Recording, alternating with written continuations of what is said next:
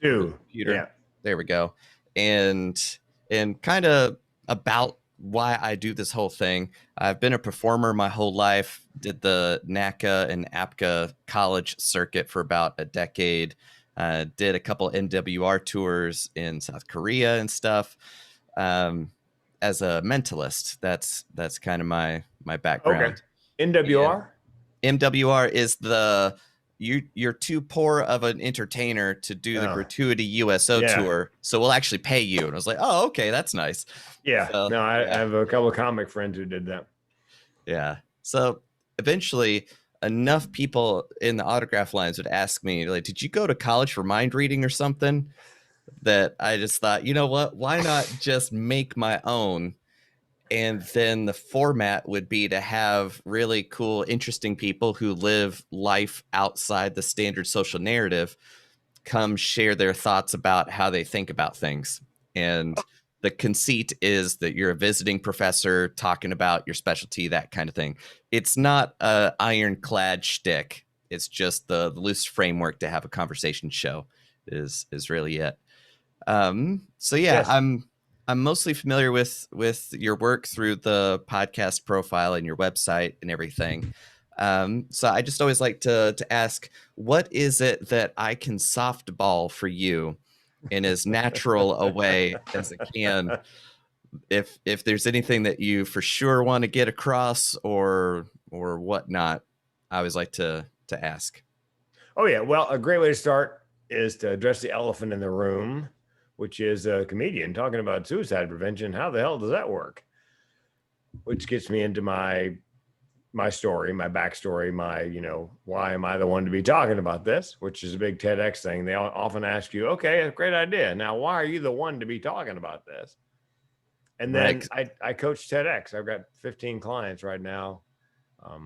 I probably have a dozen who've gotten at least one, some two TEDx talks, and I've got more that I'm hopefully coaching up to get TEDx talks, which is, That it's something I can do from my living room during a pandemic and make money. I love it. And that's got to be, I mean, I would love to dig into that too, Okay. because with your background, right? Like, right, for Jay Leno, 20 years in the writer's room, that kind of thing. It's kind of like, well, what does TEDx bring to the table for you? Mm-hmm. Yeah. Right. So I'd love to dig into that. So yeah, start off. Why is it that, one, you're a comedian? Like, what Yep. went wrong in life for you to fall into the comedian wagon? And Yep. two, what is it that made suicide and suicide prevention a story worth investing a lot of time into? Sure. And I have some mentalist abilities. I didn't know it was a mentalism thing until a friend of mine who does magic and mentalism said to me, Frank, that's a mentalism thing. That's exactly what you're doing. It's called a cold read. It's Yeah. something I always like to guess. I traveled all over the world for 10 years doing shows on Holland America, and I would try to guess where people were from. And I got better and better and better at it. And my friend magician said, Frank, it has a name. It's called a cold read. And apparently you're very good at it. And sometimes frighteningly so. Sometimes 20%, 25% of the time completely wrong. But when I nail it, like, what? So anyway. Yeah, it's weird. It's just that as entertainers, we have way more people meeting data points that most folks have. Most people Yep. go to the same office, have the same friends, the same coworkers. They're not exposed to a lot of different folks from a lot of different places. Yeah. But as entertainers, we meet everybody from everywhere, and then there's somebody else that you meet later that reminds you of the first person, and you go, that person was from Dubuque. Are you from Dubuque? And they're like, how did you know? And you're like, I just had a feeling. I don't know. Just yeah, it's Yeah. it's weird how relatable people can be and how distinct they are about who they are. Yeah. I was at the border coming back from Canada, and there was a Customs Border Patrol agent named Thomas, African American gentleman. And I'm looking at him, I'm listening. And I said, Mr. Thomas, you're from Georgia. And he freezes. And he goes, yes, but how could you possibly know that? I said, you're asking yourself the wrong question. What you should be asking yourself is, why don't we have comedians, mentalists, magicians, other entertainers staffing every port of entry in the United States, watching people to see what they're up to, where they're from?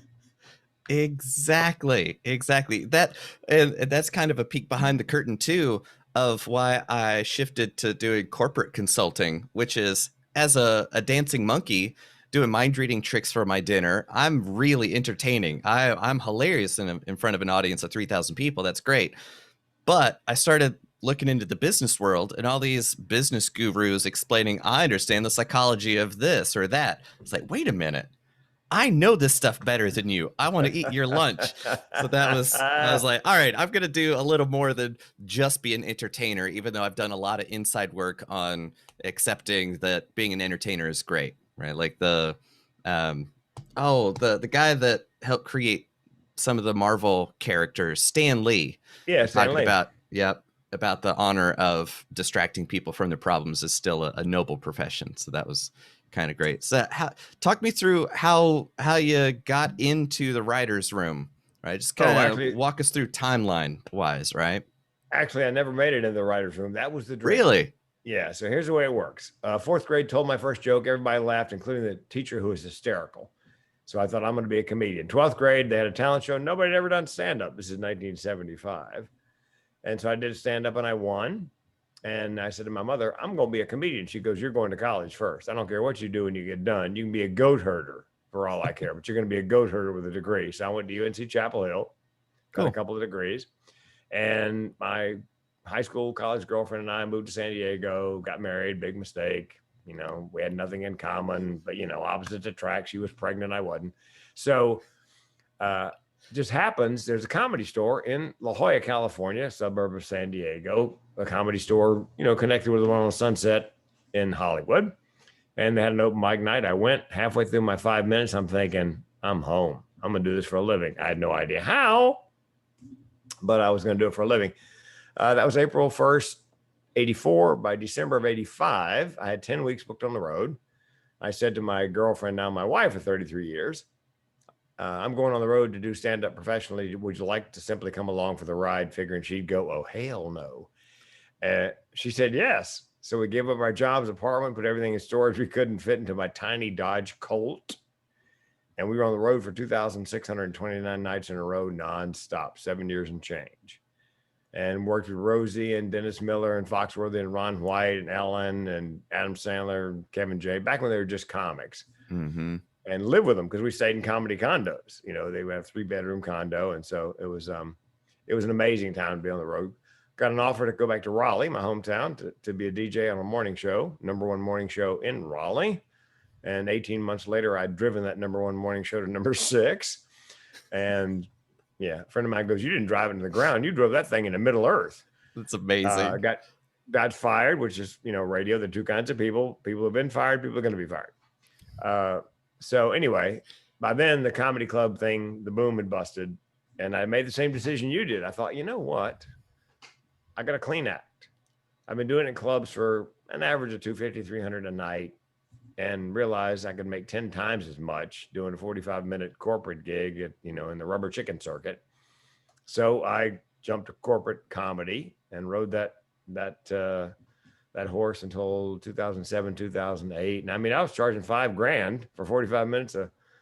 Every now and then the meeting planner would say to me, $5,000 for 45 minutes of just jokes? I go, no. First of all, it's not for the 45 minutes. It's the 7 years of beer bars, pool halls, and honky tonks and drunk idiots screaming, tell us some jokes we can dance to. And secondly, you're not paying me for the jokes I tell. You're paying me for the jokes I don't tell. You're paying me so when I get done with my job, you still have a job. 2008, bottom drops out of the market. Speaking falls off 80%. We lost everything in a Chapter 7 bankruptcy. And April 2010, I discovered what the barrel of my gun tasted like, literally. Spoiler alert, I did not pull the trigger. A friend of mine was at a keynote of mine, a suicide prevention keynote. He came up afterwards. He goes, hey, man, how come you didn't pull the trigger? I go, hey, man, could you try to sound slightly less disappointed? It's if you want to know why I didn't pull the trigger, it's in my first TEDx talk, first of 5, called A Matter of Laugh or Death. It's in there. The whole story is in there. Depression and suicide run in my family, it turns out. My grandmother died by suicide. My mother found her.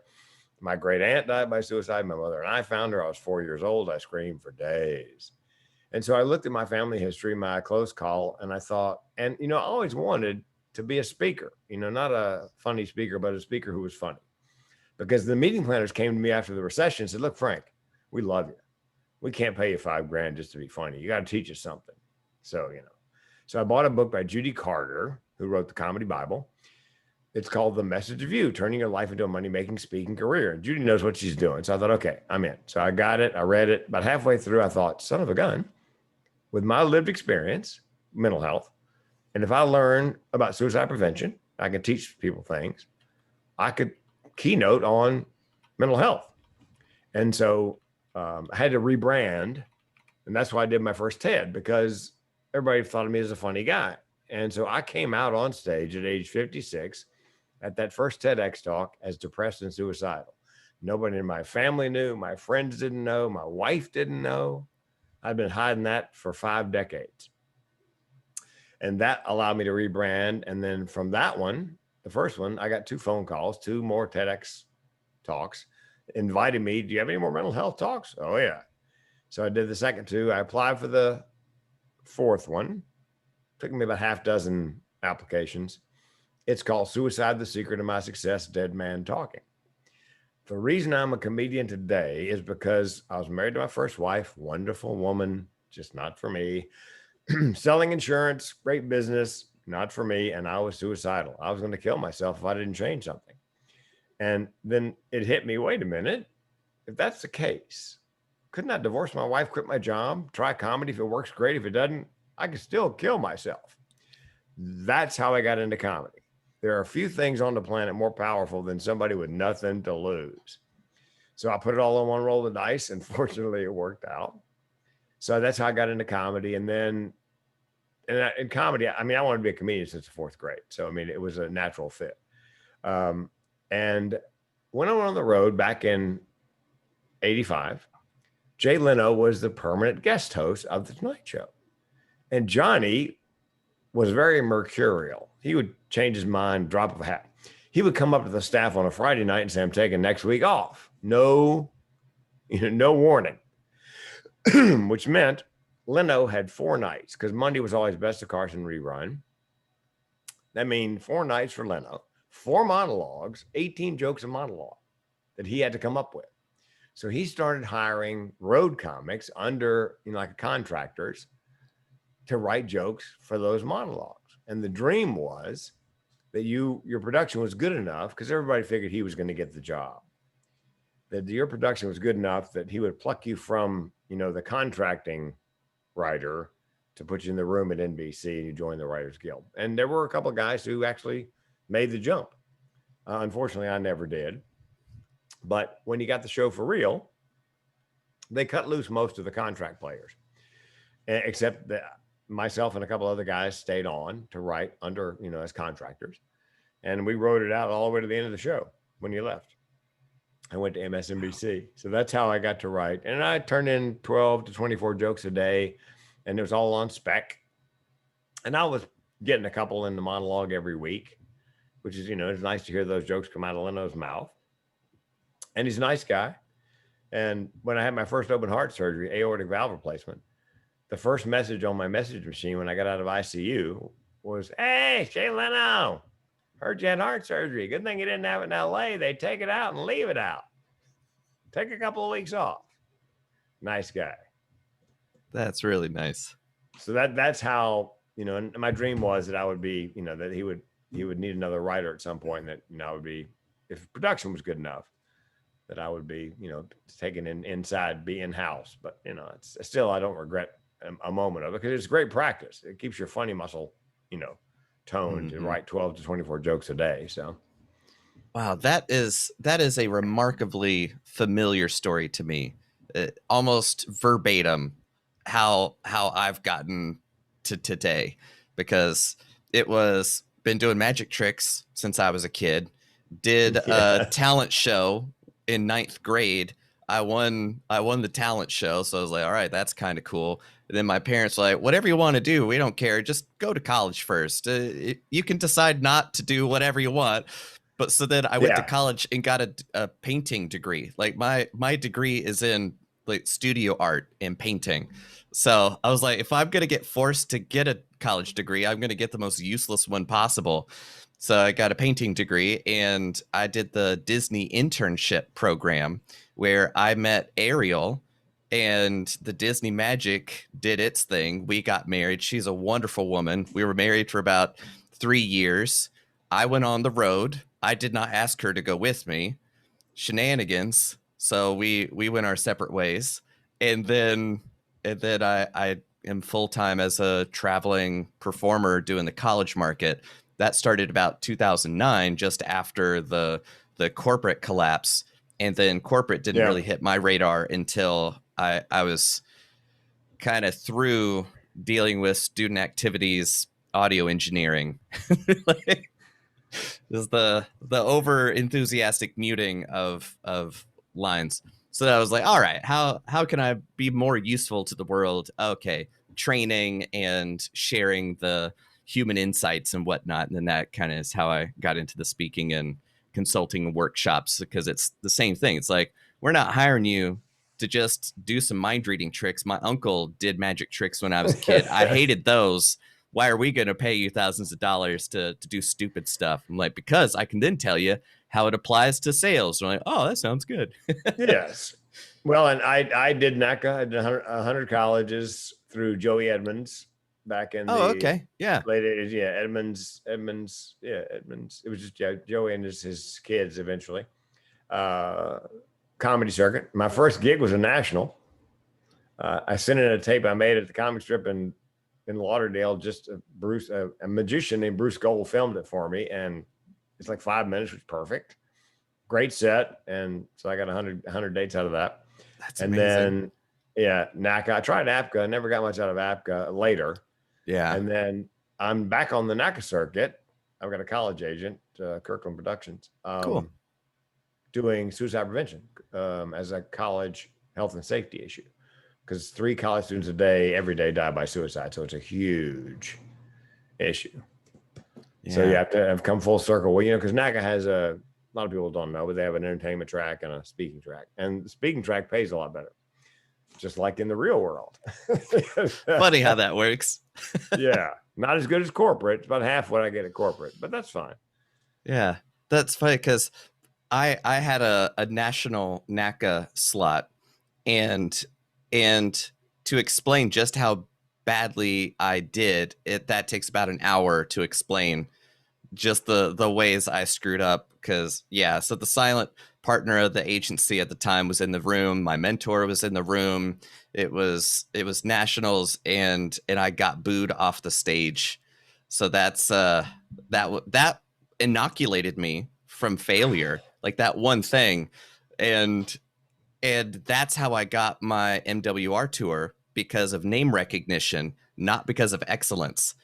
Enough time had passed that my agent, from Everything But the Mime, Carol, you probably seen her at NACA, followed up, and the woman was like, "Oh yeah, Johnny Savant. That name sounds familiar. Let's Yeah. book him." Like, yes.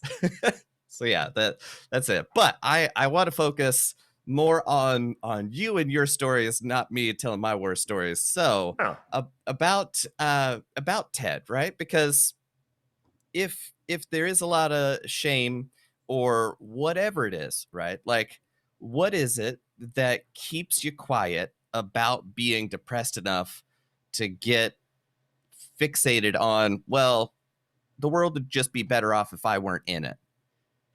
What keeps you from telling folks about that? And then how was it that you went through the whole application process of TED and decided that's the best way to announce it to the world? You're like, oh yeah, yeah. by the way, here's a big part of who I am that my closest friends and family have no clue about.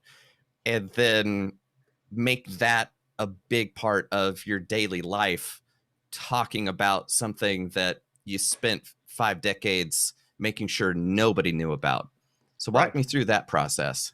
Well, the had I not had the TEDx not been my story and then advice on suicide prevention. Because with TED, they always ask you, that's a great idea. Now, what are you going to teach the audience? So I did a kind of a mini keynote, my lived experience, what I learned, and then, okay, I'm going to give you your first lesson in mental health first aid. Signs and symptoms, depression, thoughts of suicide, let's do it. So when they leave, they have an idea of the friend or relative, they exhibit some behavior or say something. You're like, wait a minute, that sounds familiar. So that's why at the heart of my first TEDx was my coming out on stage as depressed and suicidal. It has become my purpose and my passion because it just feels like what I was meant to do. There aren't many men that speak out on their emotions or emotional health. It's called toxic masculinity. In the South where I grew up, big boys don't cry. So to see a guy get on stage and get a little choked up telling a story about putting a gun in his mouth and so forth and so on, Brene Brown says vulnerability is a superpower. And people line up afterwards with individual questions. Anywhere from a couple to 8 or 9 people line up. I always allow extra time because I know they want to share a story and have me answer a question. So, and I have 2 mental illnesses, which I believe are actually my superpowers. Major depressive disorder, which is depression that cycles. It lasts anywhere from 3 days to 2 weeks. Mine happens to last 3 days. That's my, and recurs like a flat spot on a wheel. And it really has nothing to do with the situation. I've been most depressed at some of the best times in my life. Mortgage paid off, bookings, on the calendar, money in the bank, and just wretchedly depressed and suicidal. The other one is called chronic suicidal ideation, which is a little more rare. And what it means is people like me, people in my tribe, for us, a solution for problems large and small is always suicide. So my car broke down a couple of years ago. I had 3 thoughts. 1, get it fixed. 2, buy a new one. 3, hell, I could just kill myself. That is chronic suicidal ideation. And what I discovered is that in every keynote I've ever given, except one, there's been somebody in the audience who has chronic suicidal ideation, but they have no idea it has a name. They think they're just some kind of freak and completely alone. I'm doing an ACA thing. A young woman comes up afterwards, National Association Campus Activities, for those who don't know. And she goes, thank you for your keynote. I said, you're welcome. She goes, but I got to tell you, it made me weep. How in the world to make you weep?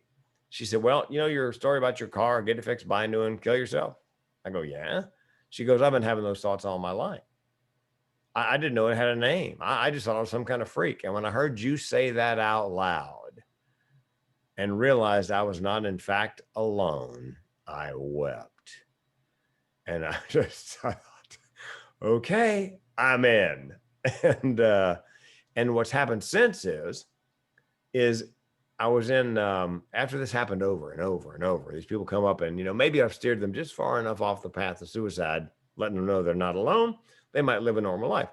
So I'm in Billings, Montana after a NACA college gig, standing outside waiting for the kid to come with his pickup truck, take him back to the hotel. And it's snowing, it's dusk, snowing, and I can hear a river in the distance. And I thought to myself, oh, dear God, I'm like George Bailey in It's a Wonderful Life. I've been shown what these people's lives would be like if I were not here to let them know they, in fact, were not alone. And if I kill myself now, I'll take every last one of them with me. So I'm stuck because a friend of mine goes, you couldn't live with that? I go, no, dude, I couldn't die with that. So that's why and in the speaking business, I had a motivational speech and a networking speech, and I got a cardiac speech because of my cardiac things. But, pick a lane. So 2018, I thought, screw it. I'm just going to speak on suicide prevention. And then I looked around to find occupations that have a high rate of suicide. So I picked 5 of them: dentists, doctors, veterinarians, construction, safety managers. And that's the only people I market to are those 5 groups. So, I've niched and then niched myself again, which is, in the speaking business, rather than be a generalist, you want to be that guy. And my goal for me and my goal for all my speaker coaching clients and TEDx coaching clients is not to be a commodity. I want for my students and for myself when they're looking for a speaker on your topic, they don't want any speaker. They want you. They come looking for you. So that's, I mean, a couple of times it's happened, not as often as I'd like, but it's growing. And so it's, yeah. So I mean, that's my goal for my speaker clients, my TEDx Yeah. clients. That's some great psychological leverage for yourself, realizing that your actions have consequences for the lives of other people that you've seen firsthand, have told you, hey, I might not be here if I didn't know that Yeah. we were the same. So you're like, okay, well now I have a reason to live. Okay. So that's Yeah. that's awesome. Yeah. And on the And second part, I just wanted to say about the lived experience being one of the biggest ways to not be a commodity. To me, it's kind of like being a gunslinger back in the Wild West. There's always going to be somebody who can perform the skill set better than you. So yeah. the only way out of that quandary is being a better version of yourself. And that's the only thing that nobody else can ever do, is be as good as you are, hopefully. Yes. Right. So helping people understand, hey, your lived experience is worth something if you know how to share it in a valuable way. So what's kind of the challenge there to get people out of their shell, or being comfortable sharing their most shameful, this makes me the worst person on the planet, and then transmuting that alchemy into, and that's why I should tell everybody about it. Such a weird thing. So how do you help people through that? Well, and when I'm doing my TEDx coaching, TEDx, the guy named Carmine Gallo wrote a great book called Talk Like TED, the 9 things that belong in every Talk Like TED, the 9 things he believes are in every great TED talk. He watched 500 TEDx talks and he boils it down to 9 things. Number one is passion. So, and so with TED, they're concerned, you can't inspire somebody if you're not inspired about it. So I was on Zoom 2 nights ago with a woman, actually two. We're doing a group class. And I'd seen her video, and it was good information that you might really enjoy at a Rotary meeting about wearing too many hats and not taking care of yourself, because everybody's depending on you to do all these other things, and it was okay, but it was bloodless. I mean, she could have given me the slide deck, and I could have done it. I said, I want to know, what's the genesis of this? Why did you think this mini hat? Why'd you create this mini hat keynote?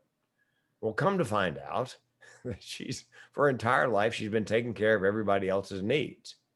She was being everything to everybody, and they all loved her dearly because they thought she was just perfect. But she said, my life was flatlined. I was doing absolutely nothing. And I came to a point where I thought, what about me? What, I need to put me number one on my to-do list. And man, when she got into that, her voice, the energy in her voice picked up, the speed she was talking at picked up. She ranted for about 9 minutes. And I said, now that is a TEDx talk. I said exactly what you just said. You told us what happened. You told us what you learned. I said, the only piece missing, the only thing you need to add to that is, what are you going to teach them? And that's a TED talk. So my job is to pull out, because people have lots of passions, but I have to keep digging until we hit the one, that really, lights them up.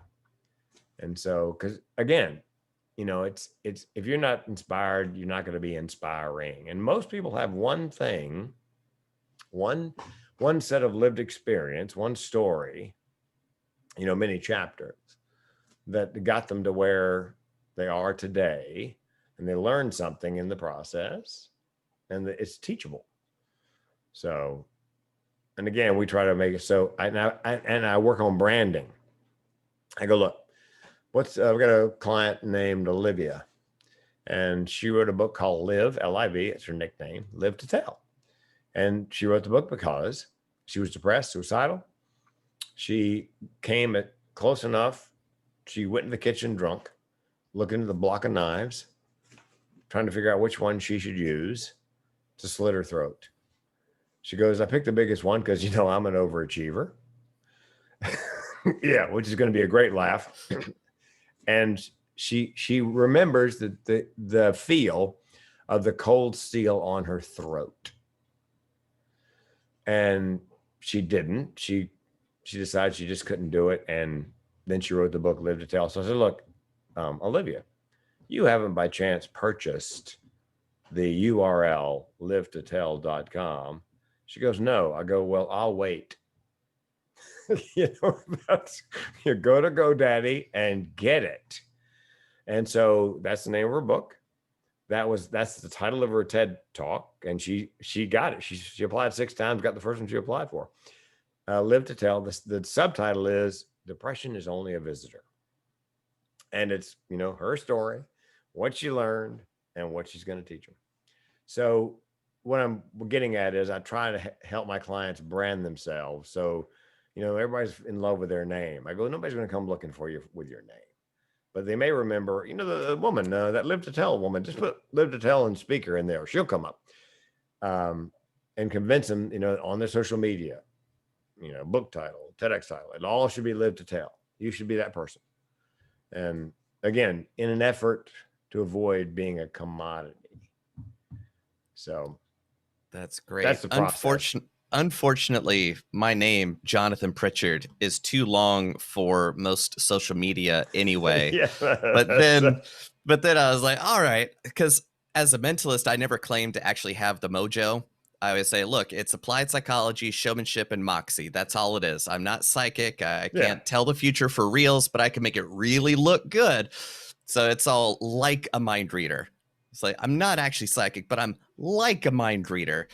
So then that's too long for stuff, but I do own that URL too.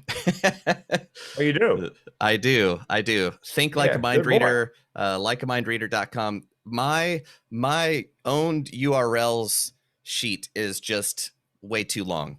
I've got the the aggregation itch.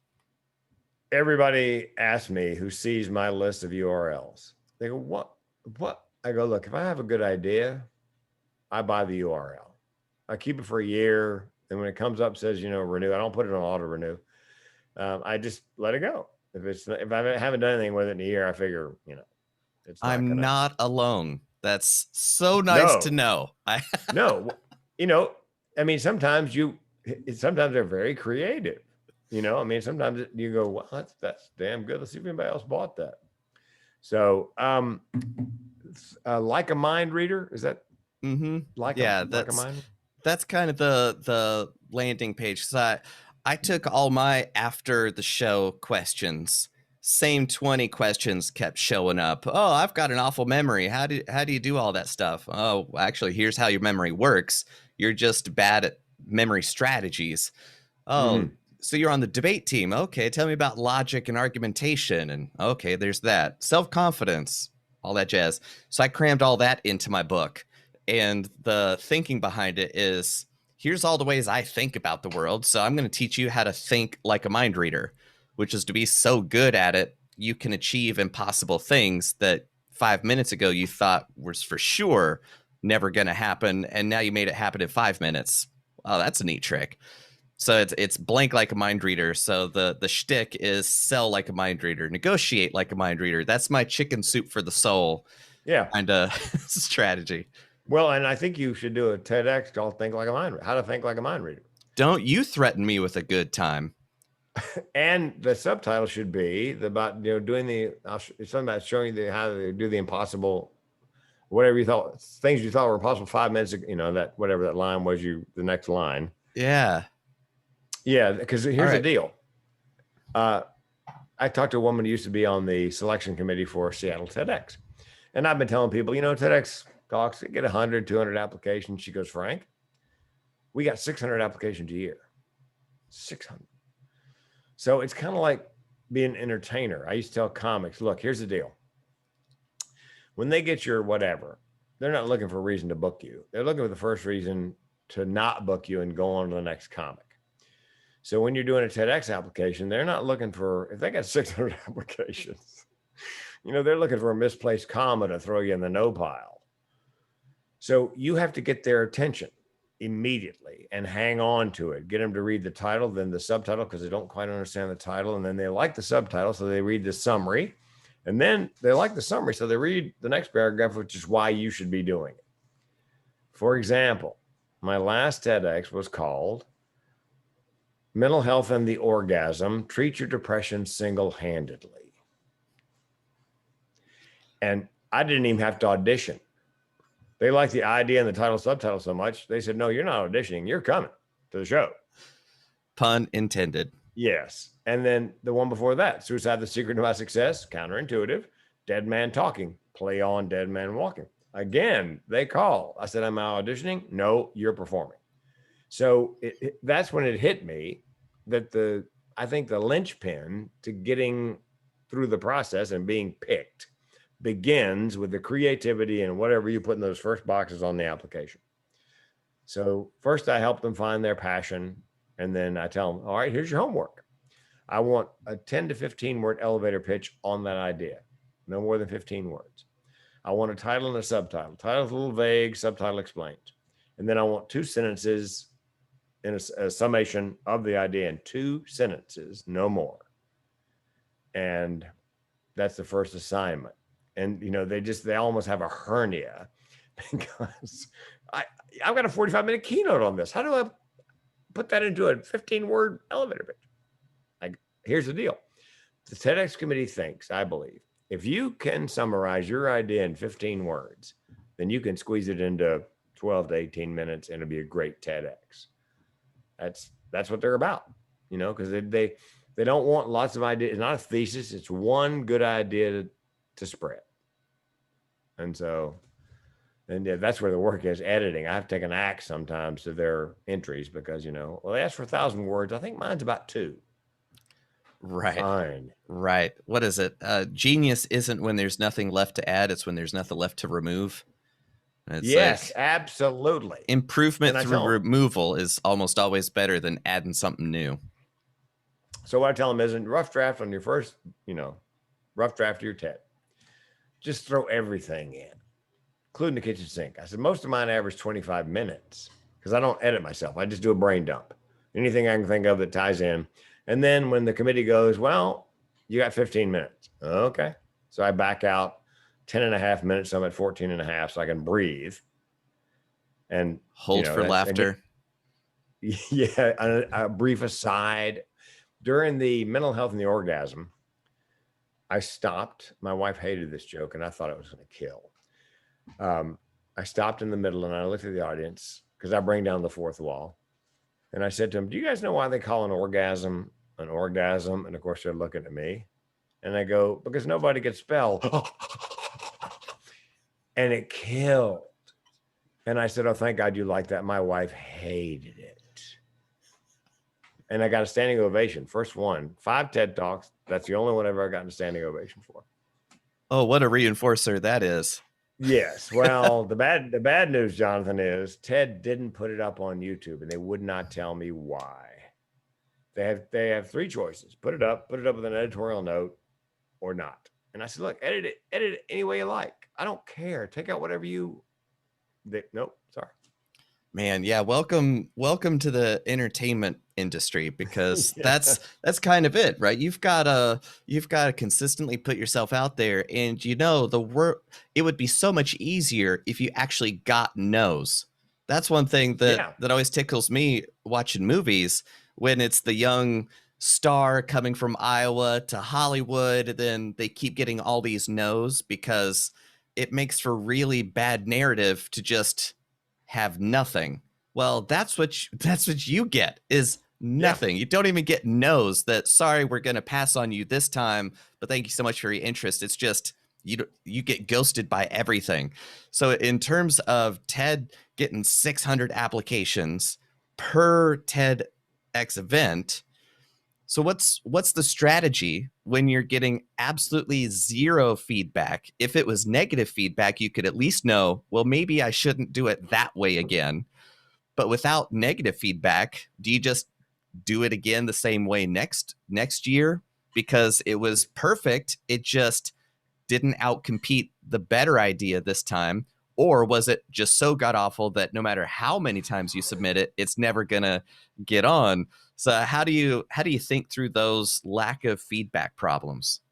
You don't you don't know whether it sucks so bad that it'll never happen, or your pitch, it's a good idea, but your pitch wasn't good enough. I've got a friend, the way I determine my pricing for my TEDx coaching, a friend of mine, somebody I met on LinkedIn, we're chatting away. And she goes, man, I wish I'd met you 2 weeks ago. She goes, I just paid the Idea Collective, is the name of the outfit. Taylor Conroy, gentleman, runs it, very successful. I just paid him $4,800 to get me a TEDx talk. And I said, I go, well, I am way undercharging. So I immediately raised my price to $3,997, $3,997, because $4,800 is an ugly number. I mean, who came up with $4,800? That's just awful. It's so ugly, it has to have a reason for being that ugly. Yeah. So I said, and I offer my clients, okay, look here, give me $397 down, $300 a month, 12 months. Now here's the deal. My program, unlike many others, is what I call a till death do us part program. We work on a TEDx, you and I, an hour a week, unlimited calls, text, emails, until you get a TEDx or we both die trying. So, if a year goes by and you paid me off, we keep working. And we also work on speaker marketing along the way, like branding and social media and SEO. So my friend Amy, who paid $4,800, they cobbled together answers to, the most popular questions on the applications. And she applied 80 times and got nothing. No callbacks, no auditions, no talks. Call me crying. She goes, Frank, what's wrong? I said, well, Amy, listen, I know your idea is good. I know you have a bestseller based on that idea on Amazon in a category where there's some other pretty high-powered authors. I said, send me the pitch. Do you mind if I tinker with it? She goes, no. She sent it to me. I tinkered with it, in a creative fashion, sent it back to her. Within 5 apps, she's doing a TEDx in Boston. So again, it's, if we can make it creative enough, then it becomes just a matter of applying enough times till somebody, it fits the theme really closely, or somebody on the committee really likes the idea. The masturbation idea that I did, only the executive director of the curation team liked it. The rest of them didn't. They didn't think it belonged. But she was so sure. So I go and I do it. I get the standing ovation. One of the curation team came up to me afterwards, a young woman. She goes, Frank, I didn't want you here. She goes, I have never been so happy about being so wrong. That's amazing. Takes a big person to say, look, I was so wrong. But yeah, so, Right. so to answer your question, Jonathan, either it sucks out loud and it's never going to happen, or, it's just a matter of, it's a great idea. The pitch is good. We just have to find the right committee, and we apply all over the world. I've got a page right now of links I just sent to my clients. There's a dozen of them. There's the Big TED, which is a 4-day international shindig where Al Gore and, and Bill Gates and people you don't know also go once a year. And then there's the TEDx's, and we're applying to a TEDx in Melbourne and 3 in England.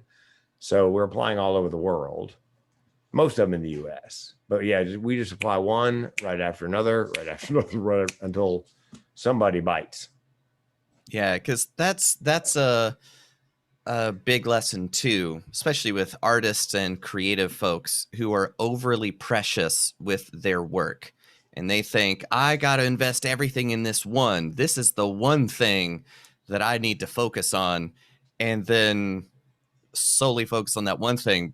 But you're just like, listen, it doesn't matter which one you get, just as long as you get one. No.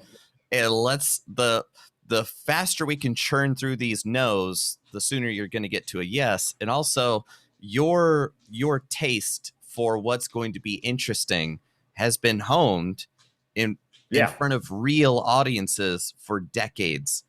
And man, that kind of vaudeville experience, there's nothing like it. There's the power of the internet is amazing. I mean, we're talking because of this incredible technology right now, you can reach audiences in a way that has never been possible before in the history of ever. There's still nothing like you on stage with the lights in your face. You can see the first row, maybe the second row looks like specters, and then it's just darkness beyond. But learning how to vibe that room and get a read on what's going to work and what's not going to work, that kind of instant time feedback, nobody else gets that. Nobody else gets that. No, no. And my wife was at one of my shows years ago, Charlie Goodnight's Comedy Club in Raleigh. And because she used to come to shows all the time when we were on the road. So she'd seen plenty of them, and she'd seen plenty of comics. And I think she was there because one of our favorites was working with me. And she's watching me. And when I got done, she goes, I really enjoy the way you seduce the room. She goes, I can see it like a wave, start at the front and, all the way to the back. Cause I'm playing to the back of the room as well. Don't want to leave anybody out, because otherwise then they break off into small discussion groups. You know the drill. So yeah. And the second thing is I did my first TEDx, and in the book, Talk Like TED, Carmine says you should have an aha moment or a surprise for the audience or something that makes them suck their breath in. So my mother found my grandmother after she died by suicide. My grandmother had sat at the kitchen table with the gas stove going, pilot light blown out, and died by, the gas. And she finished her note and left it there. And my mother found it, and we kept it. And so at that point in my TEDx, I put the note on the screen, PowerPoint. Now, the audience thinks I'm going to read it or they're going to read it. And a friend of mine, the voiceover actress in LA, I asked her if she would read it. So she read it. So I put it up on the screen. I waited a beat. And then out of the darkness in this theater comes a woman's voice. My dear children, I am so sorry to leave you, but it can't be helped. And you could almost hear the goosebumps firing all over the room. Because it was a surprise. They were not expecting the voice of my dead grandmother out of the darkness. So, again, that's that. Let me give you another example of that thing that you and I have learned over time about theatrics. And I ran this by another entertainer on a ship before I did it. I said, listen, I've got this great idea. I think it's going to fly, but I just want to hear from another entertainer what you think. And they said, well, so what do you got in mind? I said, well, I'm doing a showcase, 15 minutes. And in the United States, one person dies by suicide every 15 minutes. So my thought was, screw the PowerPoint. I'm going to put a countdown clock on both screens on either side of me at 15 minutes, like a bomb. And as soon as I hit the stage, the clock starts counting down. And I say to the audience, every day in the United States, 47,000 people die by suicide in the US. That's one every 15 minutes. That means at this point in time in the United States, someone in my tribe, and I point back at the clock, has less than 15 minutes to live.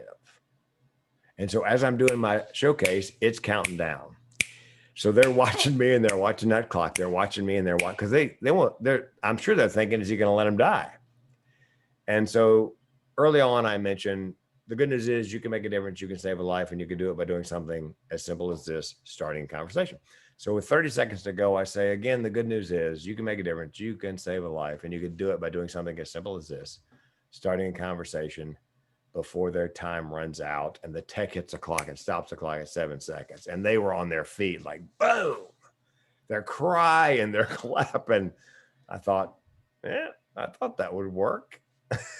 Right. Because if you just ran that by a muggle, that could sound super crass, super insensitive, and all stuff. But when you're in it and you get it, you know how to do it right. So that meta talk. Yeah, like how do you run that by, or how did you learn your lesson to not run that by people who aren't in showbiz, right? Because it's going to work. Your showbiz friends know it's going to work. But then you tell your friend and they're like, what kind of monster are you? Right. And in so many good ideas that could effectively communicate the point you're trying to make are swept under the rug because that would be insensitive, or we shouldn't talk about stuff like that. So how did you learn that lesson? Well, I think intuitively, that's why I asked the two entertainers, husband and wife next door, and their only response was, "Wow." And I've only done it one other time. I had a 10-minute showcase, so I had to monkey with the numbers, but same basic, every United States, one person dies by suicide every 10 minutes. And when I said that, the clock starts counting down, but I didn't reference it then. I'm on stage and the clock's counting, and I said nothing else about the clock except every, 10 minutes, it's counting down. To the point where one of the guys who was organizing it ran back to the tech booth and said, what the fuck's with the clock? Turn that thing off. And the tech guy goes, no. Frank's got this. Just stick with him. So nobody, it's the elephant in the room, and I'm not saying anything about it. Again, to the very end, I said, you can make a difference. You can save a life, and you can do it by doing something as simple as starting a conversation. And then at the last moment, I turn the clock before their time runs out. He stops it. Boom. And the speakers came up afterwards and they go, I was wondering what in the hell was going on with that clock. And I was going to read you the riot act after you got done. And she goes, I've never seen a close like that. That was amazing. Yeah. So that is, to me, that's a fascinating challenge, because when you are exploring really big ideas or really deep, meaningful experiences, the human condition, those kinds of things, you need some more space to be able to build up enough context for the end, the point, to mean something. So that's why I've eventually realized, oh yeah, this long, boring ass book has to be boring for the last chapter to be so mind-blowing enough for me to refer it to my friends. Like, that's the value of taking the time with it. And when there are folks who are just like, okay, you can tell me a joke in a single meme, a single picture, or an idea. Like, yeah, okay, a picture's worth 1,000 words. You can pack a lot of context into a single thing. Okay, cool. But having the gumption to bring the audience along with you for 10 minutes while there's this big moving thing distracting them, and then people thinking you don't know that's happening. Yeah. Like, do you think it just that clocks happen? Like, this is all choreographed, scripted. Like, this is what I do, man. That's intentional. And then having enough competence for the audience to have the confidence that you know what you're doing, and I have no clue what the hell's going on, but at least I'm going to stick with them to see how it ends. Yeah. That's a fun tightrope. Yeah, and that with the 15 minutes first time, I know there was nobody leaving that room because they're watching that clock and watching me. Nobody's gonna get up to the bathroom because they have no idea what's gonna happen. Well, and the I've got a client who is a dentist, and she built a practice, bought a practice, built it up, and lost it, and she couldn't bring herself to admit she'd failed, and she found herself in her basement standing on a stool with a noose around her neck, and then she had her cell phone on her, and it rang. And it was one of her patients who needed her. Something broke a tooth or something. So she got down off the stool back into her life. So I said, here's what we're going to do. We're going to put a stool on stage, but far enough away so that they know it's not for a bottle of water. And you're not going to say anything about that stool until you get to the part about being in the basement on your stool. And then you're going to step up on the stool and mime the noose, and then give it a couple of seconds. And then somebody backstage, the tech, is going to play the classic iPhone phone ring. And so you're staring at your hand like you're holding the phone, and we're going to let it ring 3 or 4 times until inside the audience's head, they're screaming, answer the fucking phone. Hello? I'm telling you, it's going to be, anyway, she goes, oh my God. But again, playing with their minds, put the stool far enough away, don't address it until time. Yeah. So, and that's what Carmine talks about as theatrical moments in there that, they're not expecting. Right. Right. So, one of my good friends, Charles Faulkner, he did his TEDx talk. I'm the only friend who hasn't, so I might hire you. He did his on the power of storytelling. And Yeah. his idea is that stories are our original information storage and retrieval devices. Mhm. Stories are where we put our values, our principles, our cause and effect, social consequences. It's all in our stories. And stories are kind of next to fire, one of our original tool set. Yeah. I just love, I was like, oh my God, yeah. All relationships, all tool usage is all about the story you tell yourself. And magicians are just helping the audience tell themselves the wrong story. Yeah, And write that down. the, Uh, yeah, let's see. yeah, telling themselves the wrong story. And that's something I do with my clients. You know, they'll say something like that, and I go, write that down, put a pin in that. We're coming back to that. Yeah. Um, when I didn't know what a TEDx was. My wife said, if you want to rebrand, do a TEDx. I said, what's a TEDx? And just happened to get an invitation that week from TEDx up in Vancouver, BC. You know, we'd we'd love to have you apply. So I applied, and I got it. And I decided to fly up for the audition because it's a 7-hour drive from Eugene, where I live. So I flew up, and they give you 5 minutes and 10 minutes Q&A, and you can do an overview or you can do a slice of your story. So I thought, okay, I'm going to give a slice. So I said, you know, my grandmother died by suicide. My mother found her. My grandmother taking care of everything. She'd written the checks for the bills, put them in an envelope, stamped them, put them on the kitchen counter. She pinned her will to her house coat so my mother could find it. She turned on the gas in the old gas stove. She sat down at the kitchen table and wrote her suicide note. I said, my mother and I found my great aunt had died by suicide. I was 4 years old. My mother bundled me in the car because she couldn't reach my great aunt on the phone, and given the family history, she thought, uh-oh. So we go over to my great aunt's house. My mother and I at 4 years old, and we let ourselves in, and nothing's out of place except we get to the kitchen. And everything that should have been in the old Loctite refrigerator, you know, the kind that, you know, not just magnetic, but had a latch, should have been in there, was on the counter. Milk, butter, eggs, cheese. My mother did not realize what had happened, that my great aunt had crawled inside the refrigerator. She had pulled the door to behind her. And at some point, she had changed her mind and apparently tried to claw her way out. So my mother walks over to the refrigerator with me hanging onto her skirt tail. She swings open the refrigerator door. My great aunt falls out of the refrigerator and pins me to the floor. Broken nails, bloodied nails, face frozen, that last moment of terror, and we are face to face on the floor. And the three people at the table were like, and the bell went off, you know, and I said, does that mean I have a minute left? Because they were supposed to warn me with a minute to go. And the young woman looked embarrassed. She goes, no, I missed the whole warning thing. And that's how I got my first TEDx. But again, that's that storytelling. That's that, you know, that's one of our original tools, fire, storytelling, you know, spellbinding, just holy shit. I can't believe, you know, you're still sane after all that.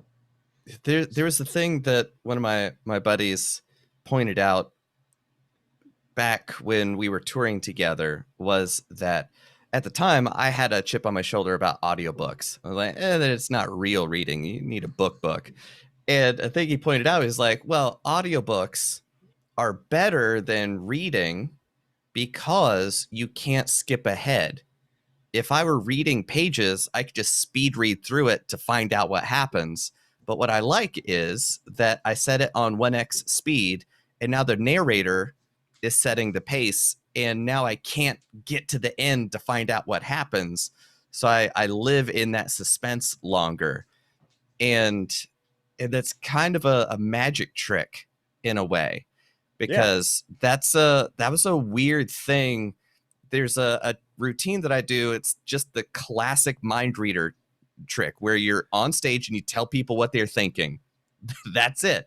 But it is so amazing that you can see it deeply affect people, and Mm-hmm. they're so genuinely affected by it. The first time it really worked and was like a real experience it almost made me cry, recognizing what it was I was doing to these people and creating for them. And at the moment, I was just like, guys, I wanted to say, it's just a trick. It's a really good trick. Don't worry. It's fine.